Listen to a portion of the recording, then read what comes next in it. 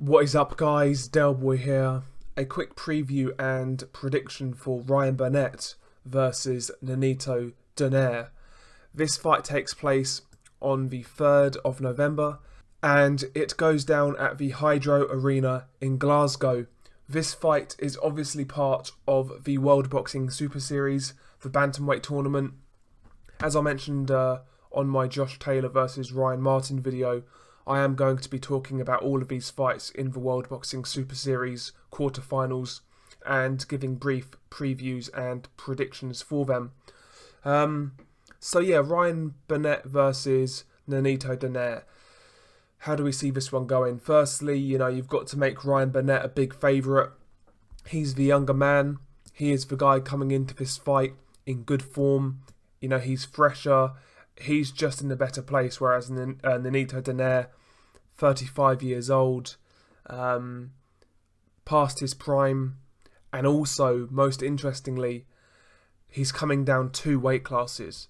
He is coming down from featherweight all the way back down to bantamweight. That's 2 weight classes, and at 35 years old, that's going to take quite some doing, and you've got to take into account the last time Donaire made bantamweight was back in 2011.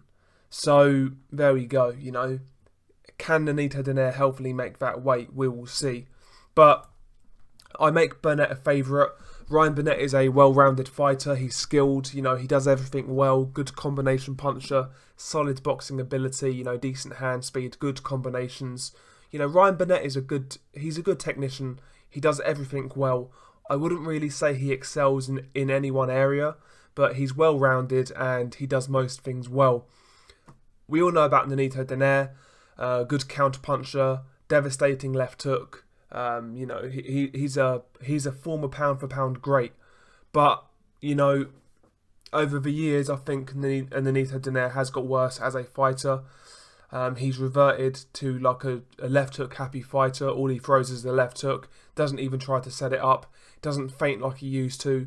And there's no more subtlety there from Nonito Donaire. It's very predictable. It's very readable. And he's very telegraphed. He is clearly getting worse as a fighter as he ages. He's not really aging gracefully, in my opinion. And I think this has been evident for quite some time. Let's look at the Donaire from the past sort of 4 to 5 years. To me, this Donaire, he is basically a left hook merchant and he's getting worse as each fight goes on. He gets more predictable, he gets slower, his volume drops with each fight. He becomes more and more basic. Even before the Rigondeaux defeat, this was starting to manifest.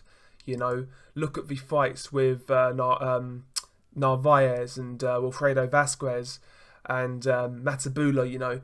These were fights where Donaire was looking he wasn't as dynamic as he was early on in his career. Go back and look at Donaire from 2007 to 2010.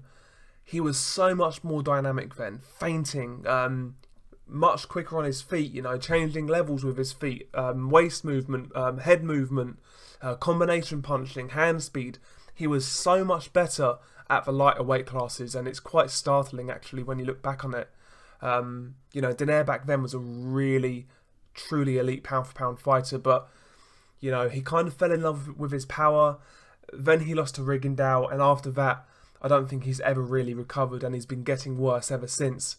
I feel that Ryan Burnett, he should have enough to outpoint Donaire. He's a lot more active than Donaire. And I expect Ryan Burnett to be in and out, outboxing Donaire and making Donaire fall short.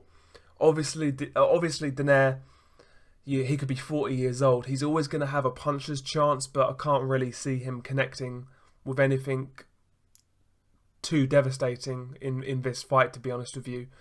I think the weight cut in itself is going to be a really hard task for him. It's a weight he's not made in, like I say, since 2011.